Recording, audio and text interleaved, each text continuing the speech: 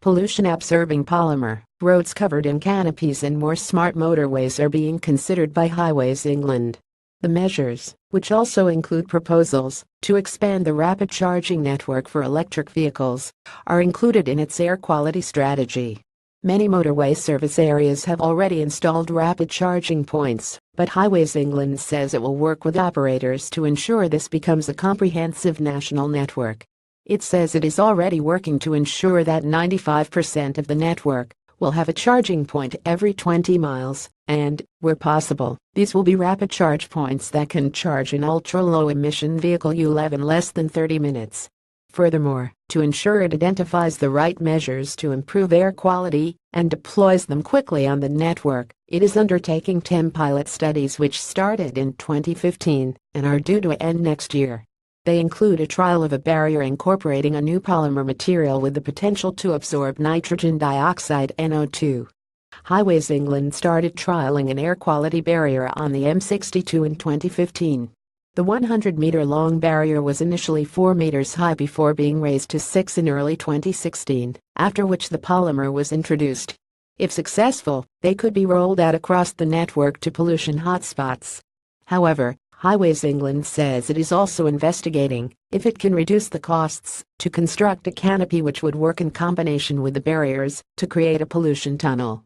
Trials of a similar system have taken place in the Netherlands, where it was concluded the structures could be effective, but the costs were considerable, at between €15 million approximately £13.75 million, and €70 million £64.2 million per kilometre of motorway. Steve Gooding, director of the RAC Foundation, told Fleet News clever engineers at Highways England are straining every sinew to improve air quality, but this appears to be blue sky thinking at its extreme. However, he said the idea of having a canopy appears to be more about containing the problem rather than solving it. What we need to see is accelerated greening of the fleet, starting with the trucks, where retrofitting is an option, and moving rapidly to vans, where we need to see alternatives to the traditional diesel coming to market. The pilot studies being launched by Highways England also include the use of incentives to speed up the modernization of the heavy goods vehicle HGV fleet, and an electric van demonstrator project seeking to find ways to accelerate the uptake of the cleanest vehicles. Details will be announced in due course. Although emission standards have tightened over time, there is still a significant number of older, more polluting vehicles.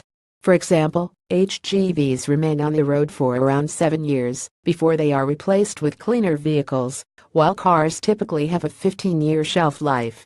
The Highways England strategy recognizes replacing these vehicles is important, given it is expanding the strategic road network with predictions that the volume of traffic is expected to rise by up to 55% between 2010 and 2040. As such, it says it will assess the feasibility of introducing ULEVs for its traffic officers and explore opportunities to promote the use of low-emission vehicles by its supply chain. Looking further ahead, it says it also wants to explore methods to dynamically manage traffic, especially when air quality is poor, and examine the use of technology to switch ULEVs to zero-emission mode in areas of poor air quality. A trial of the same technology, which is being coordinated by intelligent mobility experts at the Transport Systems Catapult, gets underway in Leeds later this year. Furthermore, government cash is helping Highways England to deliver 50 continuous monitoring stations across the network to give real-time air quality information.